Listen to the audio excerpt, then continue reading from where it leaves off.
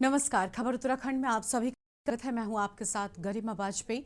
खबरों में आगे बढ़ेंगे उससे पहले एक नजर आज के हेडलाइंस पर डालते हैं। सीएम पुष्कर के निर्देश पर स्कूलों में गीता के श्लोक का पाठ हुआ अनिवार्य। राज्य पाठ्यचर्या की रूपरेखा में भी शामिल। उत्तराखंड के सभी जिलों में बनेगा वन्यजीव बंध्याकरण केंद्र। सीएम पुष्कर सिंह धामी ने कहा 2 सप्ताह में पेश करेंगे योजना। पर्यटन बढ़ाने के लिए अगले साल फरवरी में होगा अंतर्राष्ट्रीय उत्तराखंड ट्रैवल कॉन्क्लेव। देश भर में होंगे रोड शो।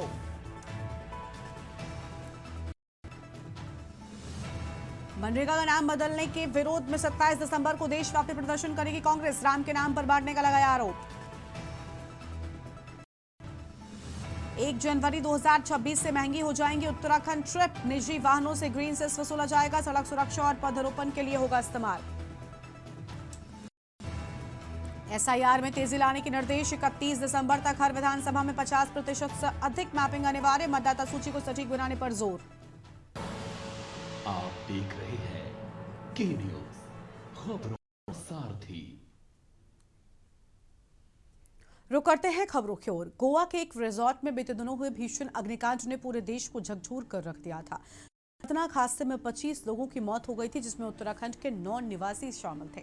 इन 9 में से 4 लोग उसी रिजॉर्ट में कार्यरत थे। इन्हीं में से एक सुमित भी था, जिसकी असमय मृत्यु से उसके परिवार पर दुखों का पहाड़ टूट पड़ा था। सुमित अपने परिवार का इकलौता बेटा था और पूरे परिवार की जिम्मेदारी उसी के कंधों पर थी। अचानक हुए इस हादसे के बाद परिवार के सामने गहरा आर्थिक संकट खड़ा हो गया है। सुमित के परिजनों से मिलने कांग्रेस अध्यक्ष गणेश गोदियाल उनके गांव छानी पहुंचे, परिवार को सांत्वना दी। मौके पर गणेश गोदियाल ने कहा कि यह समय राजनीति का नहीं बल्कि मानवीय संवेदना दिखाने का है। उन्होंने प्रदेश के मुख्यमंत्री से अपील की कि गोवा अग्निकांड में मारे गए सुमित सहित सभी उत्तराखंड के मृतकों के परिजनों को एकमुश्त सुनिश्चित राहत राशि दी जाए। साथ ही भविष्य में परिवारों पर आर्थिक संकट न आए, इसके लिए उन्हें रोजगार से जोड़ने की भी व्यवस्था की जाए। उन्होंने उम्मीद जताई कि मुख्यमंत्री इस अपील पर गंभीरता से संज्ञान लेंगे और पीड़ित परिवारों को हर संभव सहायता भी प्रदान करेंगे।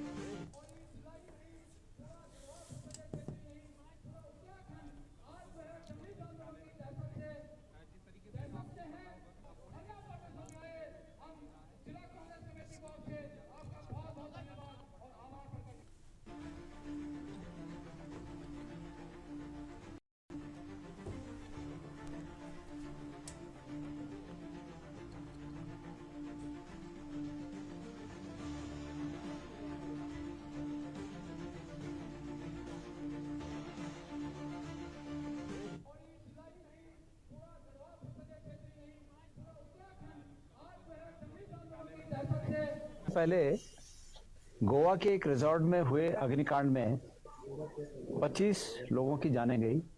उसमें से 9 लोग उत्तराखंड से थे। उन 9 लोगों में 5 लोग कर्मचारी थे, उस रिजॉर्ट में काम करने वाले कर्मचारी थे, और 4 लोग उत्तराखंड मूल के दिल्ली में रहने वाले लोग पर्यटक के रूप में वहां गए थे।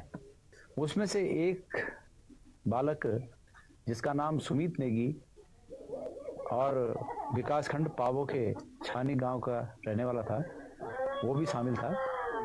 और मैं आज उस बालक के गांव में आ रखा हूँ। मेरे बगल में ये उसके पिताजी बैठे हुए हैं, श्री गजेंद्र सिंह जी, और एक ही बेटा था और वो बेटा दुर्भाग्य से काल कलवित हो गया। लेकिन मैं उत्तराखंड सरकार से, खास करके माननीय मुख्यमंत्री पुष्कर सिंह धामी से एक निवेदन करना चाहता हूँ। कोई राजनीति की बात नहीं है। इस उम्र में, इस साल की उम्र में जो बालक हम सब से विदा हो गया, और अन्य भी हमारे जो उत्तराखंड के साथी हैं बहुत कम उम्र के हैं जो काम करने वहां गए थे, और वो हमसे सब उनका जीवन समाप्त हो चुका। खबर है लक्सर से। उत्तराखंड मुक्त विश्वविद्यालय द्वारा लक्सर ब्लॉक सभागार में आयोजित एक दिवसीय कार्यशाला में 30 आंगनवाड़ी एमटी को दिव्यांगता पर सर्वे एवं दिव्यांगों की मदद, खासतौर पर उनके शैक्षिक एवं आत्मनिर्भरता से संबंधित खास टिप्स दिए गए। कार्यशाला में उत्तराखंड मुक्त विश्वविद्यालय के क्षेत्रीय सहायक निदेशक ब्रजेश बनकोटी, विभागाध्यक्ष विशेष शिक्षा सिद्धांत पोखरियाल ने बताया कि उत्तराखंड मुक्त विश्वविद्यालय द्वारा दिव्यांगों का हर प्रकार का विकास करने, यानी उन्हें समाज की मुख्यधारा से जोड़ने की मंशा से दिव्यांगों के सर्वे दिव्यांगता की पहचान और उनकी शैक्षिक एवं अन्य समस्याओं के निवारण के लिए कार्यशालाएं आयोजित की जा रही हैं। कार्यशाला में बाल विकास परियोजना अधिकारी सुधा त्रिपाठी भी मौजूद रहीं।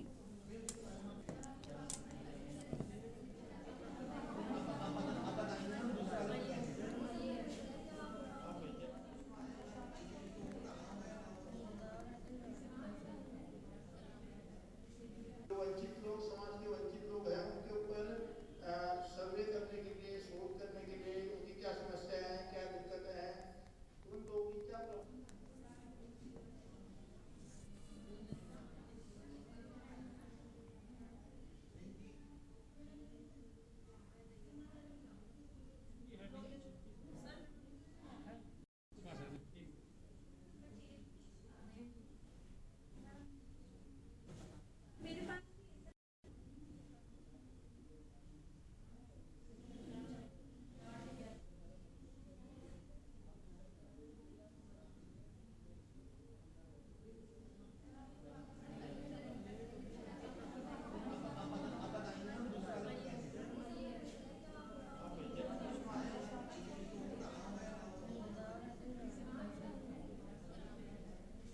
वंचित लोग, समाज के वंचित लोग हैं, उनके ऊपर सर्वे करने के लिए, शोध करने के लिए, उनकी क्या समस्याएं हैं, क्या दिक्कतें हैं, उन लोगों की क्या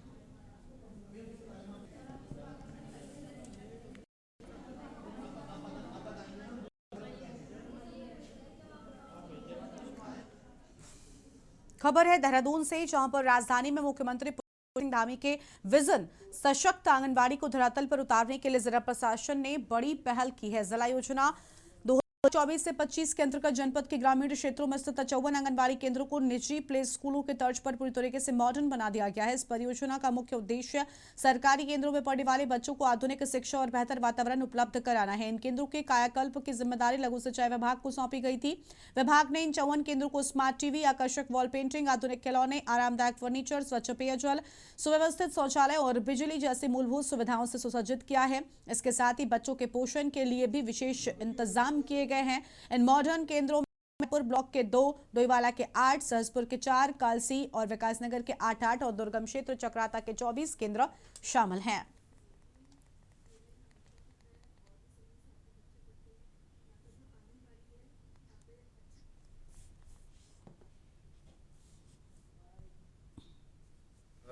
देखिए, जो हमारा जिला योजना है वो एक ऐसी स्कीम है जिससे हम कुछ भी अपना एक इनोवेटिव प्रोजेक्ट हम जनपद में कर सकते हैं। तो इसी क्रम में जनपद देहरादून ने जो हमारी यहाँ पे आंगनवाड़ीज़ हैं उनको ट्रांसफॉर्म और मॉडर्नाइज़ करने की एक पहल हमने शुरू करी थी 2024-25 से।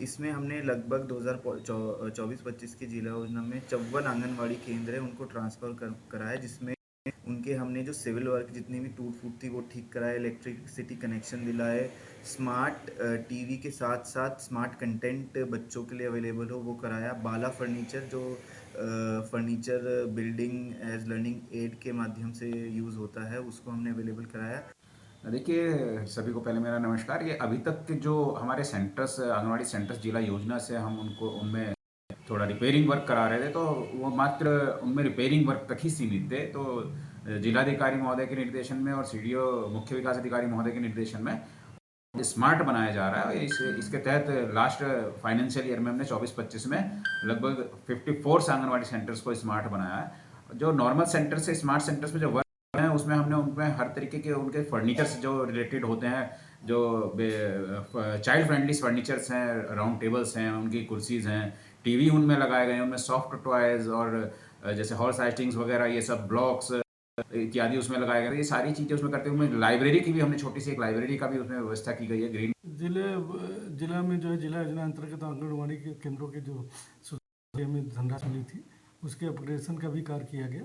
जिसमें जिलाधिकारी महोदय और सीडीओ सर का विशेष वो था, प्रयास था कि जो है इसमें इस तरह से व्यवस्था की जाए जिससे कि बच्चों के प्ले स्कूल की भी फीलिंग हो। तो ग्रामीण स्तर पर हम लोगों ने टीवी, बच्चों के खिलौने, उनके बैठने की व्यवस्था किया गया, चेयर लगाई गई, टेबल्स दिए गए और उनके प्ले करने के लिए कुछ जगहों पर हमने प्ले की भी व्यवस्था की है। तो इस तरह से हम उनको अपडेट किए हैं।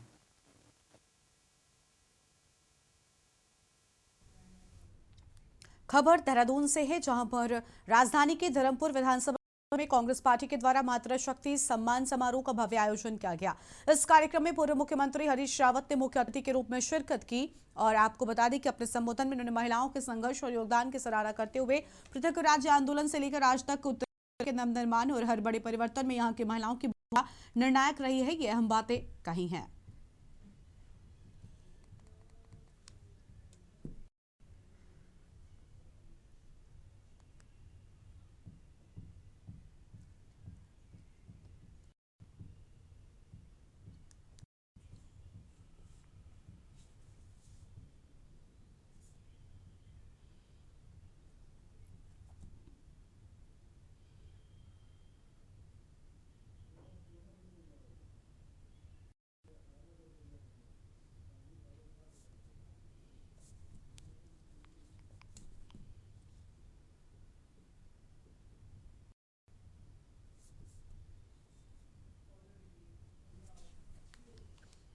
खबर उत्तरकाशी से, जहां पर उत्तराखंड की राजनीति से एक दुखद खबर सामने आई है। पुरोला विधानसभा क्षेत्र के पूर्व विधायक राजेश जुवाटा का निधन हो गया। वो पिछले काफी समय से अस्वस्थ चल रहे थे, उनका उपचार चल रहा था। उनके निधन की सूचना मिलते ही उत्तरकाशी जनपद सहित पूरे प्रदेश की राजनीतिक गलियारों में शोक की लहर दौड़ गई। राजेश जुवाटा का राजनीतिक सफर काफी प्रभावशाली रहा। पूर्व पर्वतीय विकास मंत्री स्वर्गीय बर्फिया लाल जुवाटा के पुत्र थे। उन्होंने अपने पिता की राजनीतिक विरासत को बखूबी आगे बढ़ाया था। पुरोला क्षेत्र के विकास और वहां की जन समस्याओं को उठाने के लिए हमेशा सक्रिय रहते थे।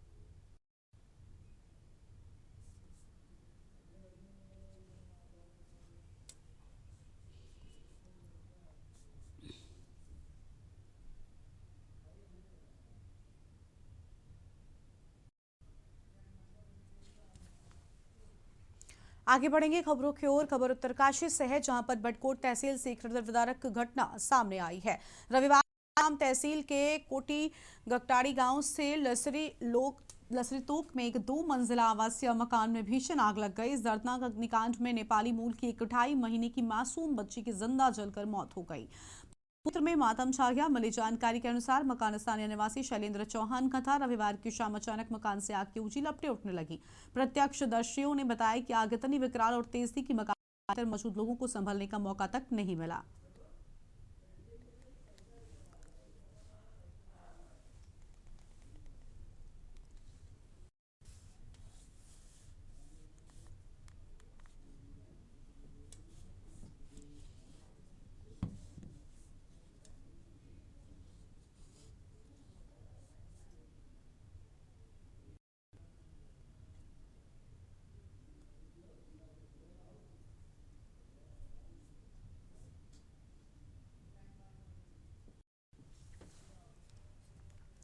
खबर देहरादून से है, जहां पर राजधानी के सबसे व्यस्ततम इलाकों में से एक रिस्पना पुल पर सोमवार को उस समय दहशत फैल गई जब एक चलती कार अचानक आग का गोला बन गई। इस घटना के दौरान पुल पर वाहनों की लंबी कतारें लग गई। राहगीरों के बीच अफरा तफरी का माहौल बन गया।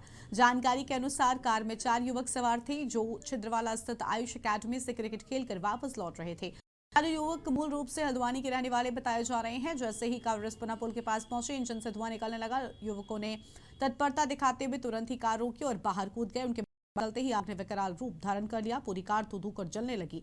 मौके पर तैनात पुलिसकर्मी रविंद्र सिंह नेगी और अन्य जवानों ने तुरंत ही मोर्चा संभाला। फायर ब्रिगेड को सूचित किया। दमकल की टीम ने मौके पर पहुंचकर कड़ी मशक्कत के बाद आग पर काबू पाया।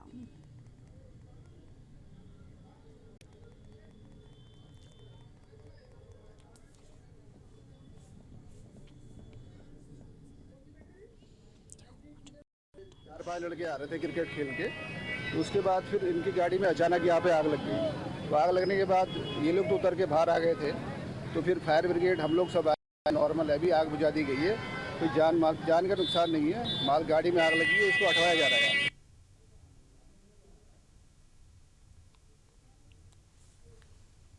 खबर है देहरादून से, जहां पर उत्तराखंड के विद्यालयी शिक्षा विभाग में चतुर्थ श्रेणी कर्मचारियों के रिक्त पदों पर भर्ती को लेकर शिक्षा मंत्री डॉक्टर धन सिंह रावत ने कड़ा रुख अपनाया है। भर्ती प्रक्रिया में हो रही आवश्यक देरी पर मंत्री ने विभागीय अधिकारियों के प्रति कड़ी नाराजगी व्यक्त की और स्पष्ट निर्देश दिए कि रिक्त पड़े 2364 पदों पर भर्ती की प्रक्रिया तत्काल शुरू की जाए। शिक्षा मंत्री ने सचिवालय में आयोजित बैठक के दौरान अधिकारियों को निर्देशित किया कि भर्ती के लिए विभागीय स्तर पर एक उच्च स्तरीय कमेटी गठित की जाए, जो जल्द से जल्द सेवा शर्तें और मानक तय करे। उन्होंने भर्ती में पारदर्शिता सुनिश्चित करने के लिए अधिकारियों को प्रयाग पोर्टल, सेवा योजना विभाग के साथ बेहतर समन्वय करने के निर्देश दिए। मंत्री ने सख्त लहजे में कहा कि अगले 1 सप्ताह के भीतर भर्ती के लिए विज्ञापन जारी कर आवेदन आमंत्रित किए जाएं। विभागीय आंकड़ों के अनुसार लंबे समय से स्कूलों में चतुर्थ श्रेणी कर्मचारियों के कारण पठन पाठन और अन्य व्यवस्थाएं प्रभावित हो रही थी। इन भर्ती से न केवल युवाओं को रोजगार के अवसर मिलेंगे, बल्कि विद्यालय के कामकाज में भी सुधार आएगा।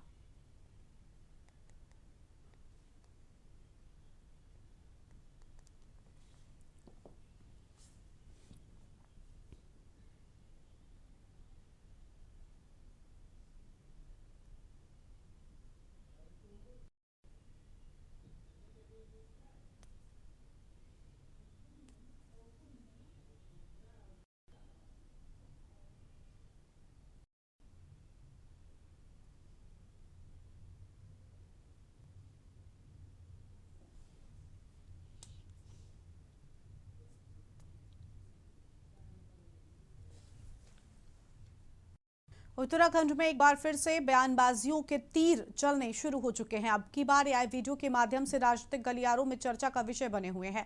आपको बता दें कि सरकार लगातार प्रदेश में डेमोग्राफिक बदलाव को रोकने के लिए काम कर रही है। अवैध अतिक्रमण, अवैध बस्तियां, अवैध निर्माणों पर धामी सरकार का एक्शन जारी है। साथ ही तरह तरह के जिहाद के खिलाफ भी प्रशासन निरंतर ही सख्त रुख अपनाता हुआ दिखाई दे रहा है। दावे सरकार का दावा है कि प्रदेश की डेमोग्राफी को किसी भी प्रकार से बदलना नहीं चाहिए और भाजपा सरकार के द्वारा बदलती डेमोग्राफी का कारण विपक्षी दलों को ही बताया जा रहा है। आगामी 2027 के चुनाव आने से पहले इस बार नई टेक्नोलॉजी एआई के माध्यम से सत्ता पक्ष से लेकर विपक्ष तक इसका सहारा ले रहा है। हरीश रावत का एआई वीडियो वायरल होने के बाद विशेष समुदाय को लेकर हरीश रावत की तीखी टिप्पणी सामने आई है। चुनाव आने से पहले सभी राजनीतिक पार्टियां विशेष समुदाय का वोट भी लेना चाहती हैं, तो वहीं उन्हीं पर तीखी टिप्पणियां भी करने से चूक नहीं रही। भाजपा की माने तो प्रदेश में तुष्टीकरण की राजनीति की कोई जगह नहीं है और हरीश रावत के पुराने बयान व कार्यशैली इसी मानसिकता को दर्शाने का काम करती है। साथ ही न केवल हरीश रावत बल्कि पूरी कांग्रेस पार्टी का रवैया हमेशा से विशेष वर्ग को प्रोत्साहित करने का है। तो वहीं दूसरी ओर हरीश रावत भाजपा को समाज बांटने वाली पार्टी की संज्ञा देती हुई नजर आ रहे हैं। उनके अनुसार वो केवल वर्ग विशेष के नहीं अपितु इंसानों के पक्ष में बात करते हैं। हरीश रावत के द्वारा सरकार के अल्पसंख्यक मोर्चे के अलग विभाग बनाने पर भी सवाल खड़े किए गए हैं। मुस्लिम शरणं गच्छामि, मजार शरणं गच्छामि, लव जिहाद शरणं गच्छामि।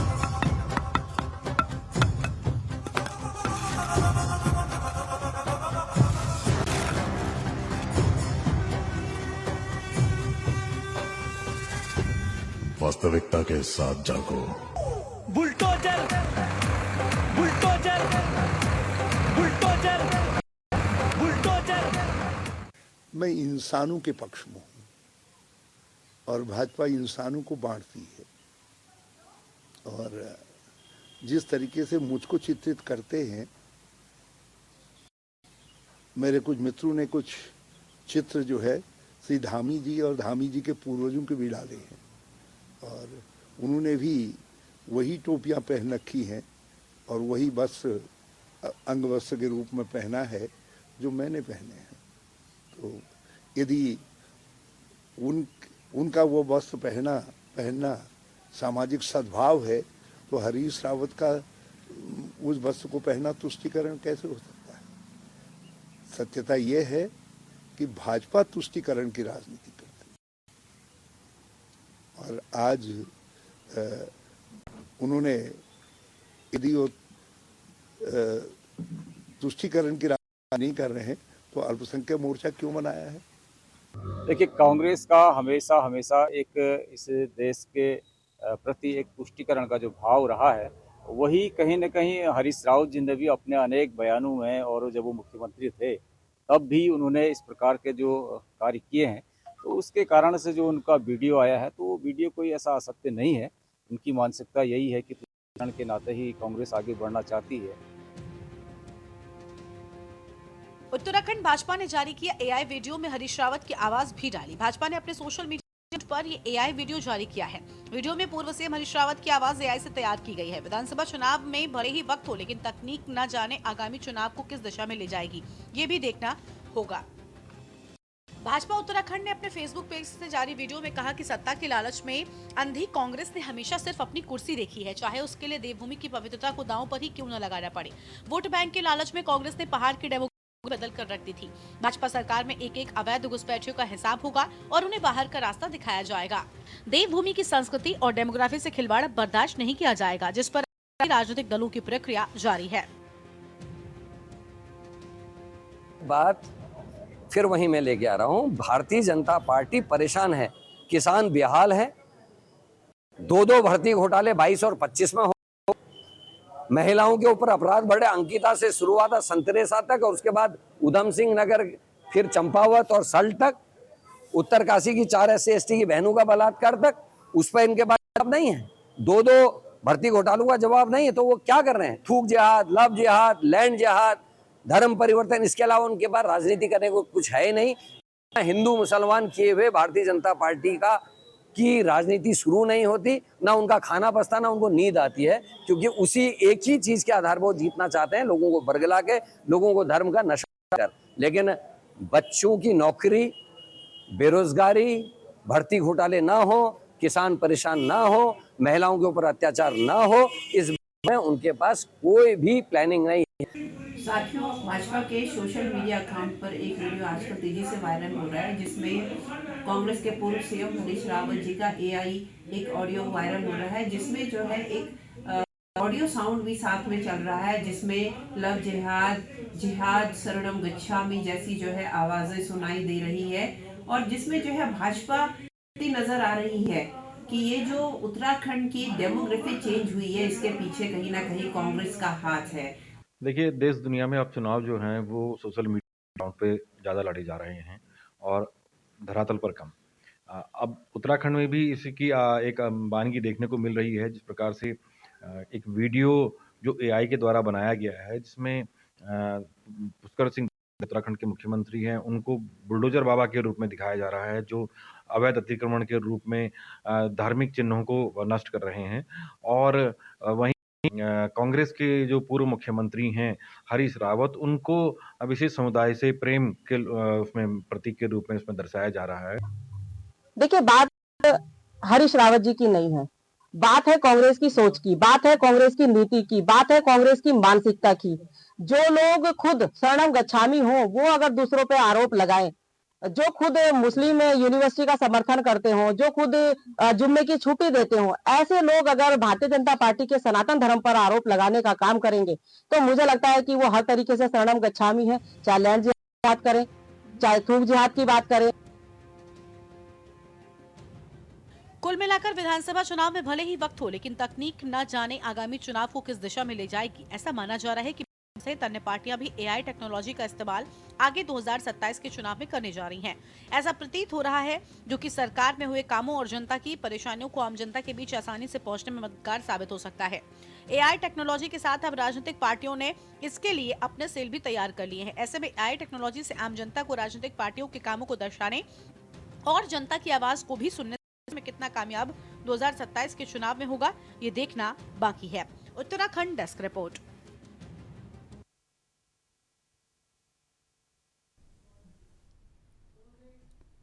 बुलेटिन में इतना ही। तमाम बड़ी खबरों देखते रहिए न्यूज़ इंडिया। नमस्कार।